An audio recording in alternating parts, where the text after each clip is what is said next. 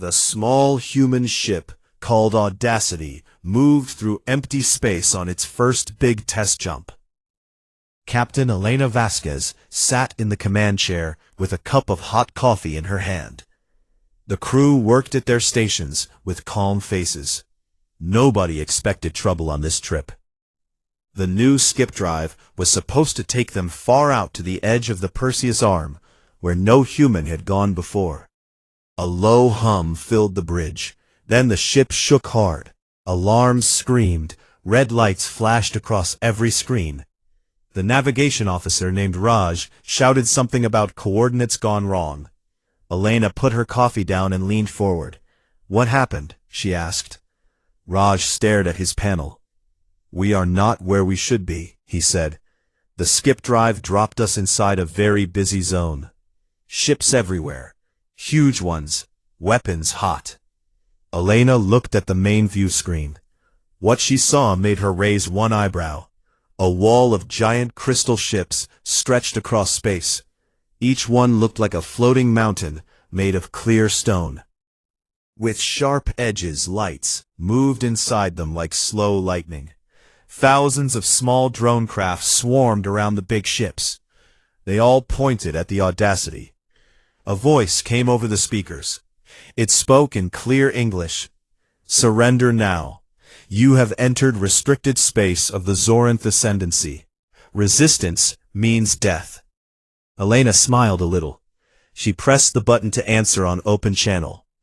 "Cute," she said. "You guys rehearsed that light show?" Laughter came from the crew stations. The tactical officer named Maria clapped her hands once. "That was good, Captain," she said. The alien voice returned. "This is no joke, human vessel. Power down your engines and prepare to be boarded. Non-compliance will result in your immediate destruction." Elena turned to her engineer chief named Tomas. "Is the drive charging?" she asked. Tomas checked his screen. 72 hours minimum, he said. "We burned out the secondary coils on that bad jump. No fast escape this time." Elena nodded. "Okay then. Wait and see what these crystal people want." She opened the channel again. "Hey, Big Fleet, we are not surrendering. We are also not fighting. We just want to fix our ship and go home. Sound fair?" Silence followed. Then a new voice spoke deeper and colder. "You stand before the might of an empire that has ruled for 12,000 years. You will show respect, or you will be erased." Elena took another sip of coffee. "Respect," she repeated. "Okay, let me think about that." She looked around the bridge. "Does anyone feel very impressed right now?" Hands went up halfway, then dropped with shrugs. Maria said, "Not really, Captain. They have a lot of ships, but ours is still flying." Raj added, "Their weapons look scary, but I bet half of them have never fired in real combat. They'd probably just polish them all day." More laughter filled the bridge. Elena spoke into the mic again. "Listen, Empire people. Your ships are very shiny and big. Good job on that, but we humans have seen big things before. Mountains moved. Oceans built cities under the sea. Your turn to impress us has not started yet." The alien channel cut off for a moment. When it came back, the voice sounded tighter. "You mock us. You will regret this." Elena shrugged. "Maybe, maybe not." She turned to the crew. "Okay, people, we have guests coming. Prepare the welcome package. Standard first contact rules. No weapons, no threats, just smiles and basic manners." The crew moved fast. They pulled out tables, set up chairs, brought food packs and drink containers. They even found an old music player and set it to soft background tunes. The bridge turned into a strange mix of command center and casual party space. Outside the window, the giant Zoranth ships stayed in perfect formation. Their drones circled closer. A single large shuttle detached from the nearest dreadnought and flew straight toward the Audacity. Elena watched it come. She spoke quietly to herself. This should be fun. The shuttle docked with a gentle bump. Airlock seals hissed open. A group of tall, thin aliens stepped inside. They wore long flowing robes made of the same crystal material as their ships. Their skin looked like pale blue glass with faint lights moving under the surface. Each one had 4 arms and large black eyes without pupils. The leader stepped forward. I am Admiral Kale of the Zorinth Ascendancy. You will come with us to face judgment. Elena stood up and walked over. She extended her hand for a shake. Hello, Admiral Kale. I am Captain Elena Vasquez. Welcome to the Audacity. Would you like some coffee or maybe a cookie? We have chocolate chip. The Admiral stared at her hand, then at her face. You offer food? You do not kneel? You do not beg? Elena lowered her hand. Okay, no handshake. Got it. She pointed to the table. Please sit. We can talk like adults. The aliens did not move. Admiral Kale spoke again. Your species is unknown. You have entered our core territory without permission. This is a violation of every law in the galaxy. Elena nodded. Fair point. We did not mean to come here. Our drive had a glitch. Next time we will knock first. One of the other aliens made a sharp sound like breaking glass. Admiral Kale turned to him, then back to Elena. You treat this as a joke. Your ship is surrounded. You have no chance. Elena looked out the window at the wall of crystal ships.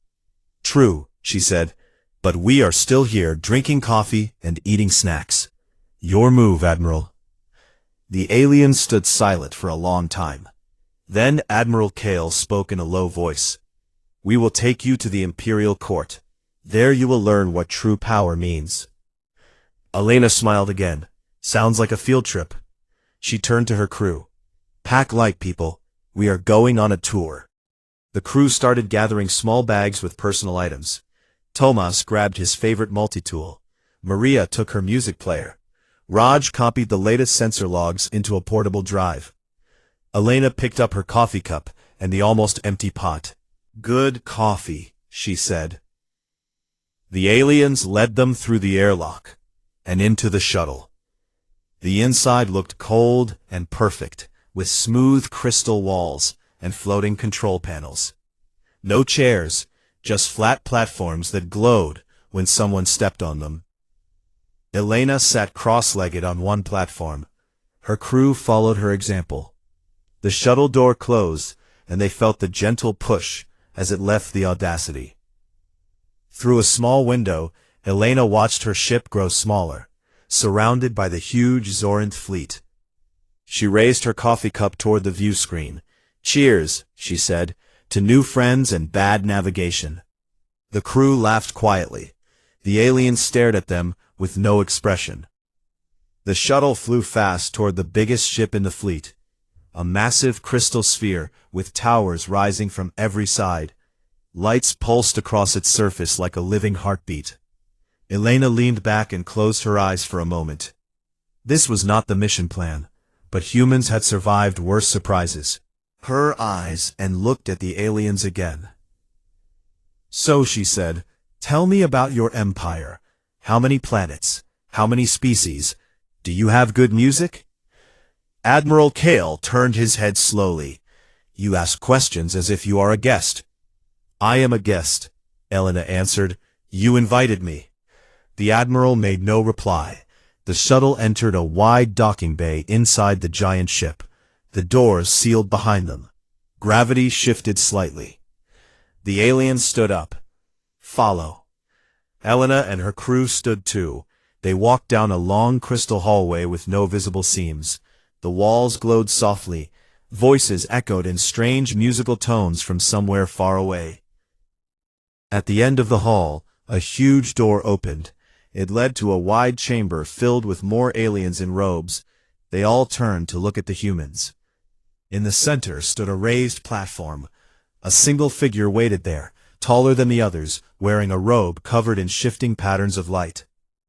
Admiral Kale bowed low. This is the human captain and her crew. They refused to show proper respect. The tall figure stepped forward. I am High Executor Vorn. You will kneel before the Ascendancy, or you will be broken. Elena looked up at him. She smiled wide. Hello, High Executor. Nice place you have here. Mind if we sit down? We had a long trip. The chamber went completely silent. Elena kept smiling.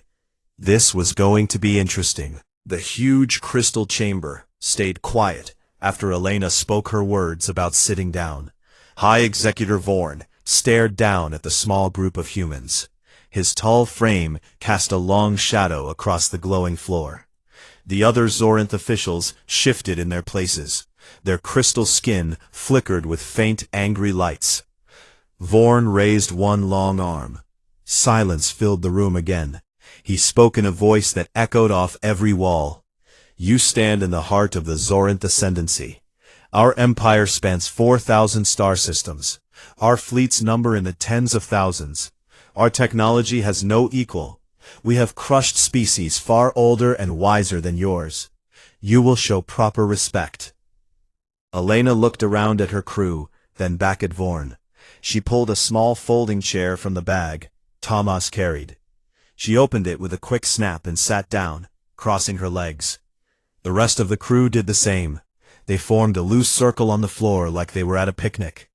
Respect, Elena said. Okay, we can talk about respect.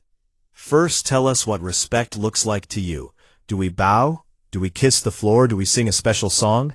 Vorn stepped closer. His voice grew harder. Respect means you acknowledge our supremacy. You kneel, you beg for mercy. You accept that your existence depends on our mercy. Maria leaned forward from her chair. Mercy, she repeated. That sounds dramatic. We just got here. Nobody died yet. One of the lower Zorinth officials made a sharp hiss sound. Admiral Kale turned to him and nodded. The official stepped forward. We will demonstrate our power. He waved a hand. A large hollow screen appeared in the air above them. The screen showed a distant planet, a beautiful blue world with rings of ice around it. The camera zoomed in. Cities of crystal towers covered the surface. Ships moved in perfect lines. Then, without warning, a single beam shot from a Zorinth dreadnought in orbit. The beam hit the planet. The entire surface cracked open. Fire and molten rock poured out. Pieces in less than 1 minute. The hollow faded. The chamber stayed silent. Vorn spoke again. That was a disobedient client world. They refused tribute. Now they are dust. This is the fate of those who challenge us. Elena clapped slowly. Nice special effects, she said. Very dramatic. But we have seen planets blow up before. We even have videos of our own moon getting hit by big rocks back in the old days. Tomas pulled out a small datapad. He tapped it a few times. A new hollow appeared. This one showed old Earth footage, a line of old tanks rolling across a desert. Soldiers ran forward with rifles. Explosions lit up the night. Skyscrapers fell in clouds of dust. People jumped from burning buildings with parachutes. A man stood on a bridge holding a sign that said, "The end is near." Tomas smiled. This is us on a bad Tuesday, he said. We do not need fancy beams to make things go boom. The Zorinth officials stared at the images. Their lights dimmed for a moment. She walked closer to Vorn. Look, we get it. You have big toys and long history. But respect is not automatic. It has to be earned. We do not bow just because someone says bow. We bow when someone does something worth bowing for. Vorn tilted his head. You dare lecture me on respect? Elena shrugged. Not lecturing, just explaining. Humans are stubborn. We survived ice ages, plagues, wars, famines. We laugh at danger, because fear gets boring after a while. Your empire sounds impressive on paper. But have you ever dealt with a species that simply doesn't care about your paper? Admiral Kale stepped between them. Enough of this nonsense. We will take you to the containment cells. There you will wait for the judgment of the Eternal Throne. Elena nodded. Sounds fair. We could use a rest anyway. Long jump tired us out. The crew stood up. They followed the aliens down another long hallway. This one had guards on both sides. Each guard held a long staff that glowed with purple energy. Whispered to Maria. Think they will give us rooms with a view? Maria grinned. Probably a view of the inside of a wall. They reached a set of cells. The walls were clear crystal, like glass, but much stronger. The aliens pushed the humans inside, one large room. No furniture, just smooth floor. Elena looked around. Cozy, she said. She sat on the floor again. The crew joined her. Thomas pulled out his multi-tool. He started working on a small device. Elena watched him. What are you building? A broadcaster, he said. Low-power quantum relay. If I can bounce a signal off their own comm array, we can send a message home. Elena smiled. Good thinking. Let them see we are not scared. Hours passed. The humans talked, told jokes, shared stories about home. The Zoranth guards watched from outside, with no expression.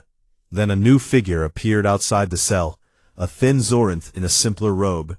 He looked younger, his lights were softer. He pressed a panel. The cell wall shimmered and opened. A small speaking hole. I am Liaison Torv, he said. I have been assigned to observe you. Elena stood up. Hello, Torv. Come on in. We have plenty of floor space. Torv hesitated, then stepped inside. The wall closed behind him. He looked nervous. Elena offered him a seat on the floor. Torv sat down carefully. So, she said, what do you want to know? Torv spoke quietly. Your species confuses us. You face death and you make jokes. You see our power and you laugh. Why? Elena thought for a moment. Because fear does not help. We learned long ago that panic kills faster than bullets or beams. If we are going to die, we might as well die laughing. It takes the power away from the thing trying to scare us. Torv looked at her. You do not fear death? We fear pointless death, Elena said. But dying because some big empire wants us to kneel, that seems pretty pointless. Torv lowered his head. Many species kneel quickly. They survive as servants. Your way seems mad. Maybe mad. Works better, Elena said. Torv pulled a small device from his robe. This is a data pad, he said. I can show you our history. Our empire has lasted because every species learned their place. He activated the pad. Images appeared. Wars, conquests, surrenders. Species after species bowed before Zoranth banners. Elena watched. Then she pointed. Can you show us something else? Torv looked puzzled. What? Show us your failures, she said. Every empire has them. Show us the times you lost. Torv froze. His lights flickered fast. Elena continued. Come on. You have been around 12,000 years. Something must have gone wrong once. Torv hesitated. Then he tapped the pad. A new image appeared. A Zoranth fleet broken in space. A smaller force of unknown ships had torn through them. The date stamp showed it happened 9,000 years ago. Torv spoke softly. That was the Clythar Rebellion. They were crushed eventually, but it cost us dearly. Elena nodded. See? Even you bleed. Sometimes. Torv shut off the pad. He looked at the humans. You share stories of your wars too. Thomas grinned. Oh yes. Want to hear about the time we fought each other with sticks and stones? Then invented guns, then bombs, then spaceships. All because we could not agree on who got the best patch of dirt. The crew laughed. Torv did not laugh, but his lights softened a little. Elena leaned forward. Tell us, Torv, why do you serve this empire? Torv looked surprised. I serve because it is order. Stability comes from strength. Elena nodded. Fair answer. But what if strength is not enough? What if the thing holding everything together is fear, and one day the fear stops working? Torv had no answer. The cell wall opened again. Admiral Kale stood there. Liaison Torv, your time is up. Torv stood. He looked at Elena one more time. Then he left. Kale glared at the humans. The Eternal Throne has reviewed your case. You will be brought before the court tomorrow. There you will face final judgment. Elena smiled. Looking forward to it. Will there be snacks? Kale turned and left. The wall sealed again. Maria laughed. You really can't help yourself, can you? Elena shrugged. Why start now? Thomas finished his device. He pressed a button. A tiny light blinked green. Signal sent, he said. Earth will get the full recording soon. Elena lay back on the floor. staring at the crystal ceiling. "Good," she said. "Let them see how a few humans handle an empire." Outside, the guards watched in silence. Their lights flickered uncertainly for the first time.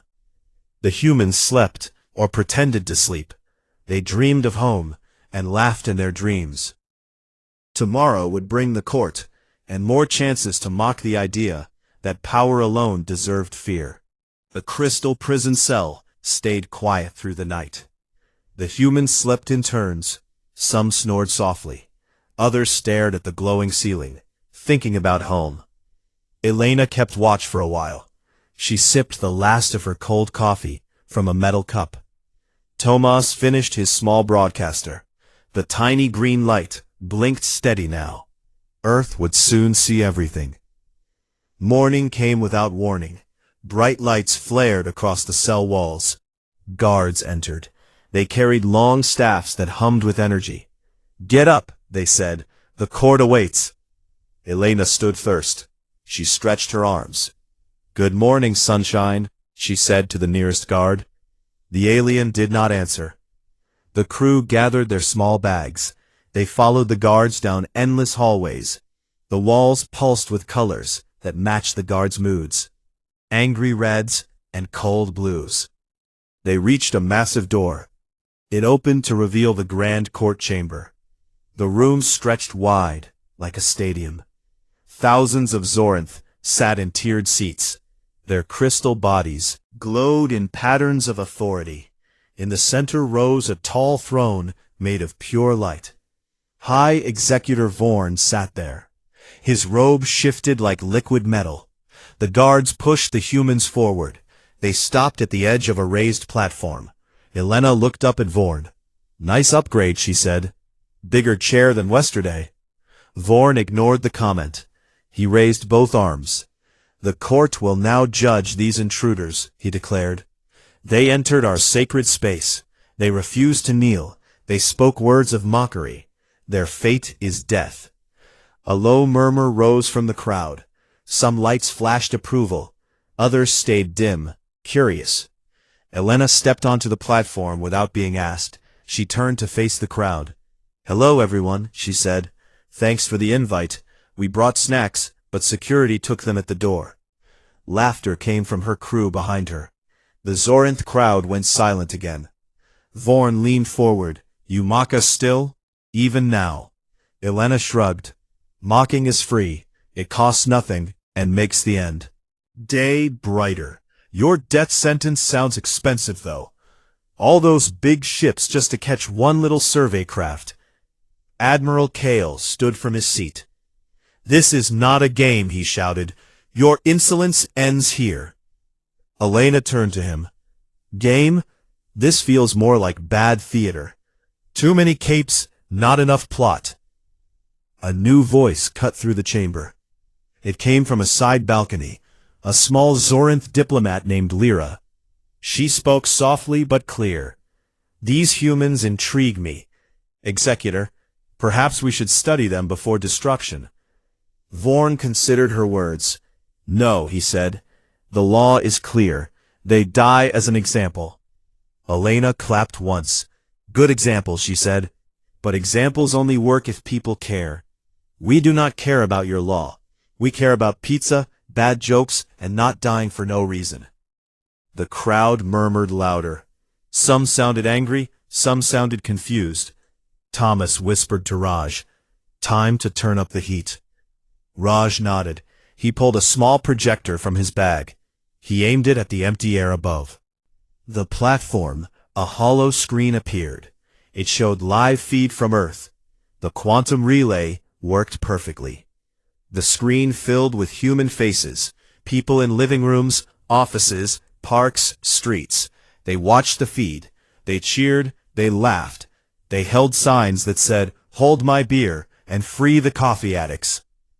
Elena pointed at the screen. "See that? Those are regular people back home. They see your big scary court. They think it looks silly. They are not afraid. They are entertained." Vorn slammed a fist on his thrown arm. The sound echoed like breaking glass. "Enough," he roared. "We will show you fear." He gestured. A squad of elite guards marched forward. They carried weapons that crackled with black energy. "These are phase disruptors," Vorn said. "One touch and your atoms scatter across space." Maria stepped forward. "Really cool tech, but have you tried it on something that fights back?"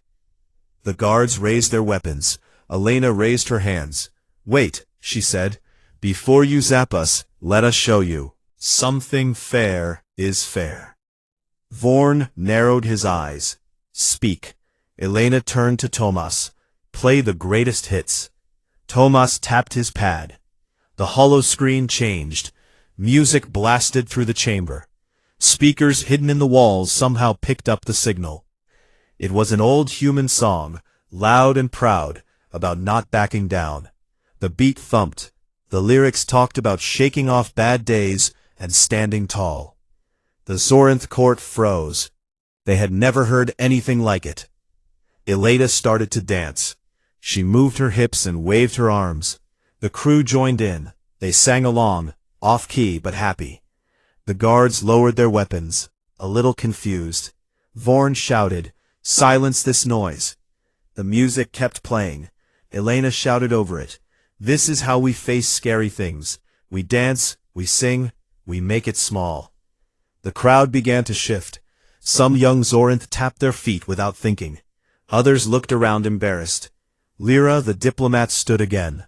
"Executor," she said, "this display proves nothing but their madness. Perhaps we keep them alive.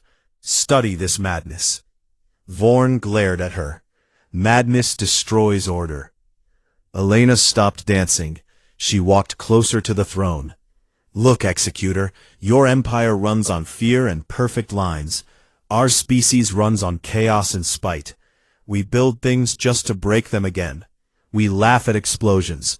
We turn disasters into stories. Your perfect empire looks fragile next to that."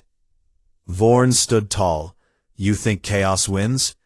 Elena smiled. "I think chaos survives, and survival beats perfection every time." The chamber erupted in argument. Some Zorinth shouted for death. Others called for caution. The lights flickered, wild, across the room. Elena turned to her crew. "Okay, people, time for phase 2. Maria pulled out her music player. She connected it to the holo feed. She started a playlist of human comedy clips, short funny videos of people falling, failing, winning anyway. The court watched in stunned silence.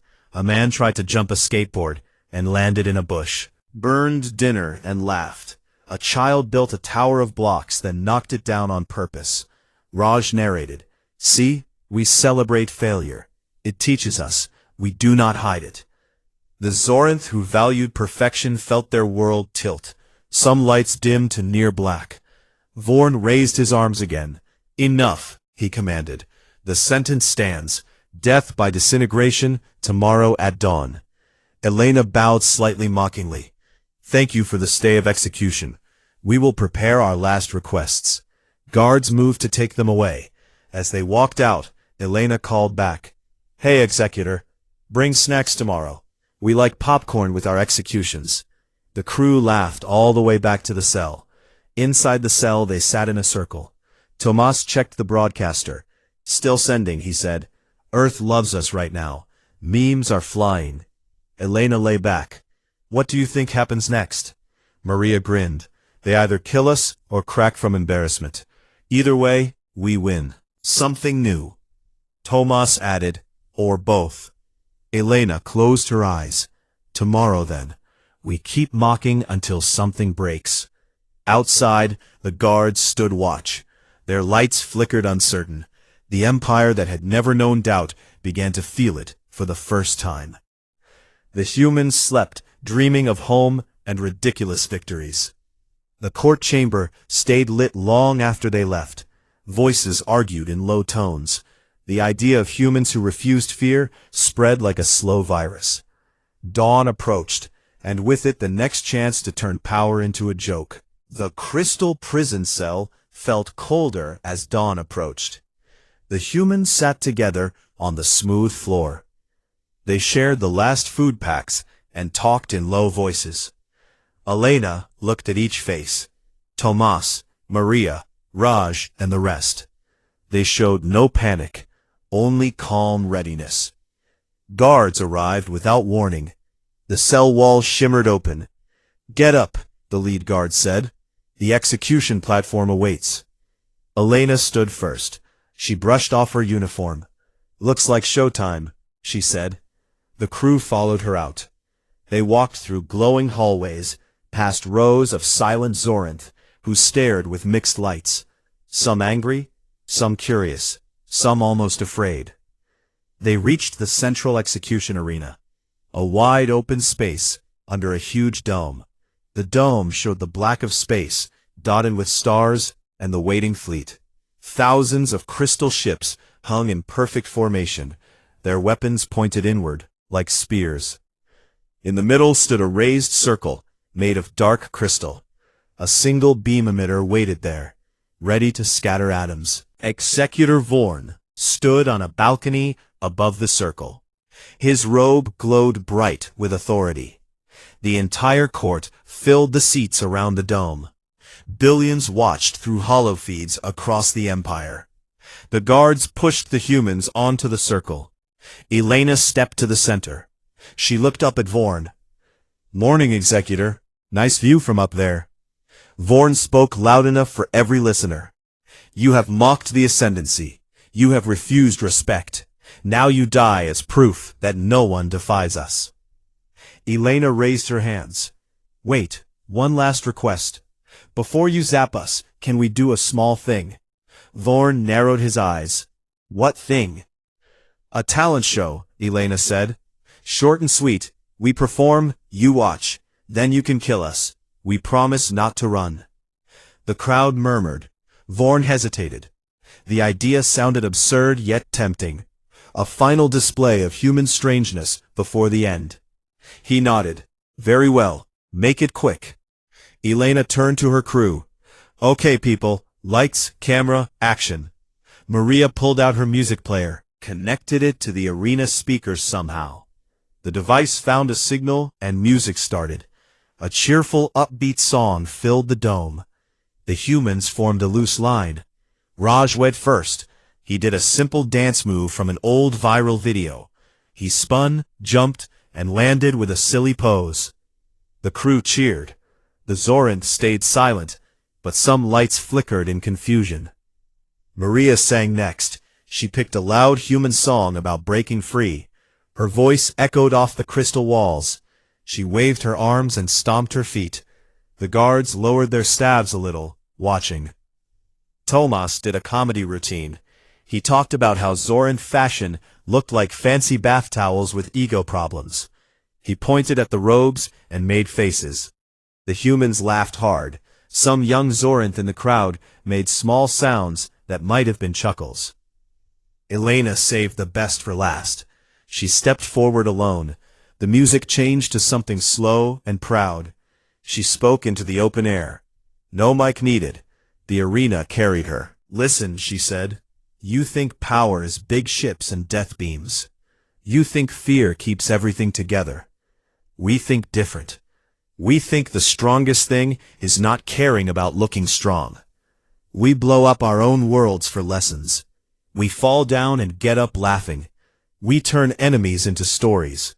Your empire has lasted 12,000 years because everyone was too scared to laugh.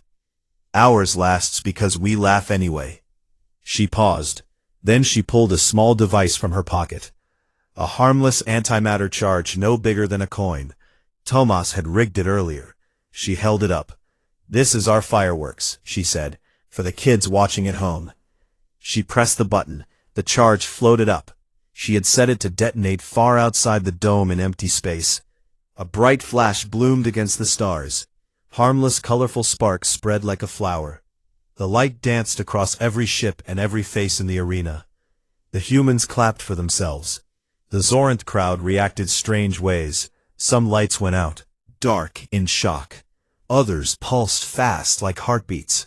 A few even glowed brighter in what might have been wonder. Vorn stood frozen. His voice came out tight. "You dare turn execution into entertainment?" Elena shrugged. "We turn everything into entertainment. It makes life bearable. Your way seems boring." The executor raised his hand.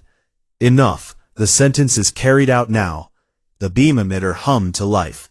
Energy gathered at the tip. Purple light built fast. But before it fired, a new sound cut through the dome. A low rumble from outside. One of the massive dreadnoughts moved out of formation without orders. Its weapons turned inward toward the arena. Alarms screamed across the fleet. Voices shouted in panic. Vorn spun toward the balcony rail. "What is this?" A voice broadcast over every speaker. "This is Captain Elena Vasquez speaking. Our skip drive finished charging 30 minutes ago. We just needed a distraction. Thanks for the stage." Smiled. Tomas had slipped away during the talent show. He had reached the Audacity through a maintenance tunnel. The ship now hovered just outside the dome. Its small hull looked tiny next to the giants, but its engines glowed hot. Elena waved at the sky. "Bye, Executor. Thanks for the tour. Tell your Emperor we said hi." The dome shields flickered. The Audacity fired a single low-power shot. It hit the emitter on the execution circle. The device exploded in a shower of sparks. The humans ducked, but stayed unhurt. Guards rushed forward, but the humans were already moving.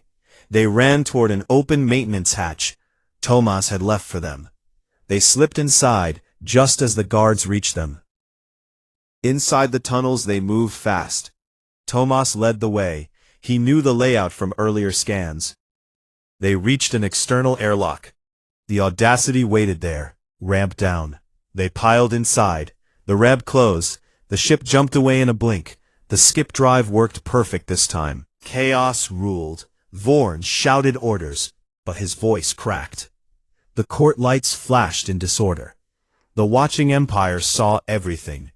The talent show, the fireworks, the escape, the mockery complete. Across thousands of worlds, client species watched too. They saw humans dance while facing death. They saw humans laugh at the unbeatable fleet. They saw one small ship leave without a scratch. Whispers started in quiet corners. "If the pink monkeys are not scared, why should we be?" Vorn sank into his throne. His lights dimmed low. He stared at the empty execution circle, the place where humans had stood and refused to break.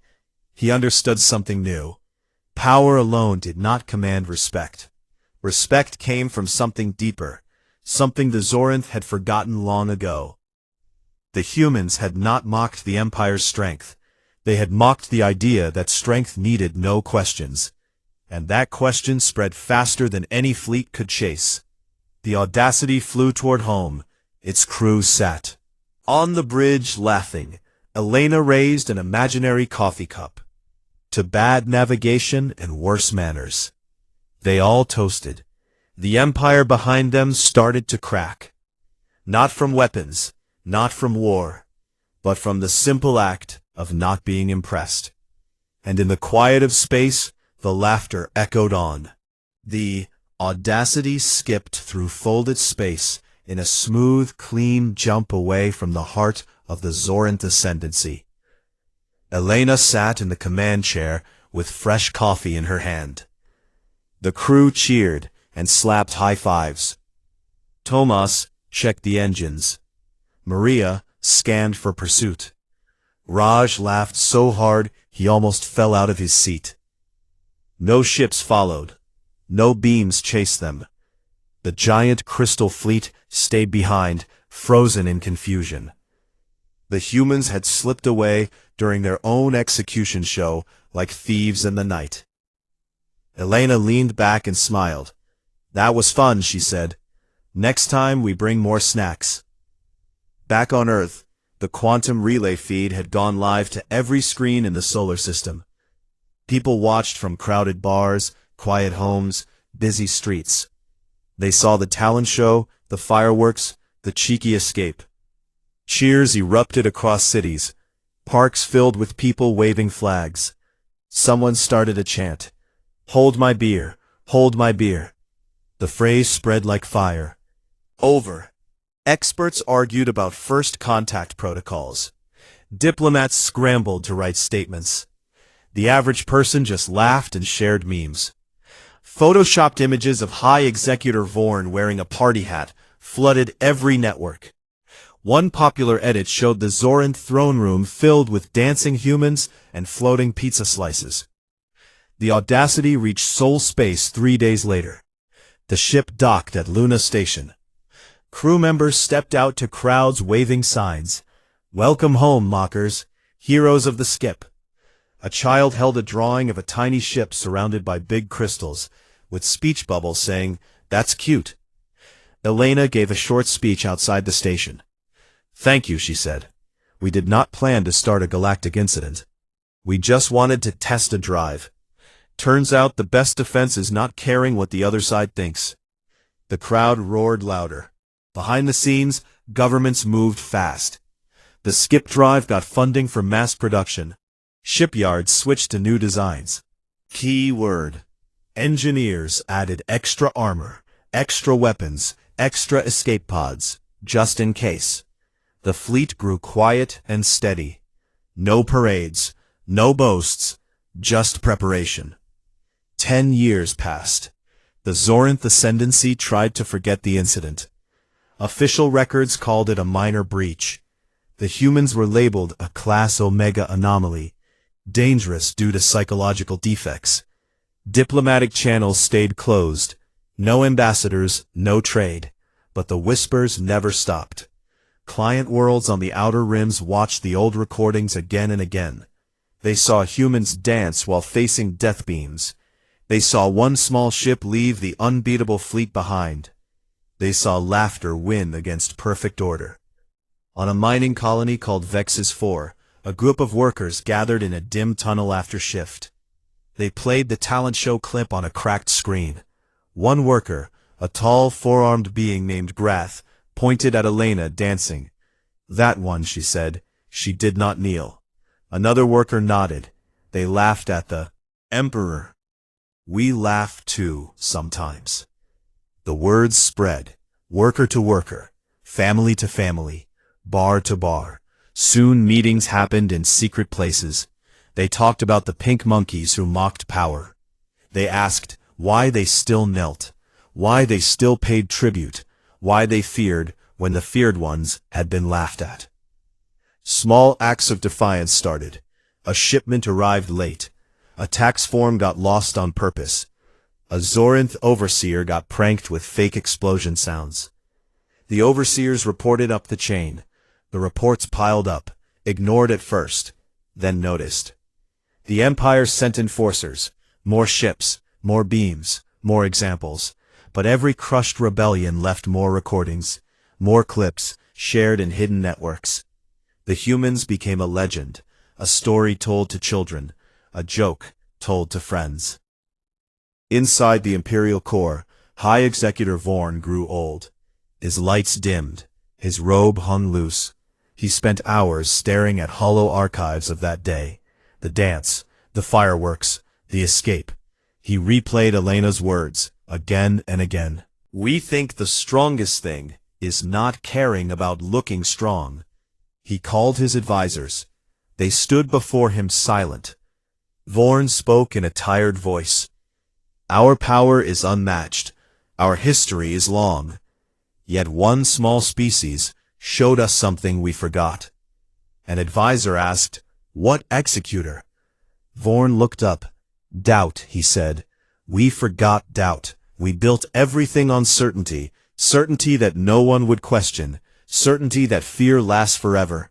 The humans showed us fear ends when laughter begins." The advisors shifted uncomfortably.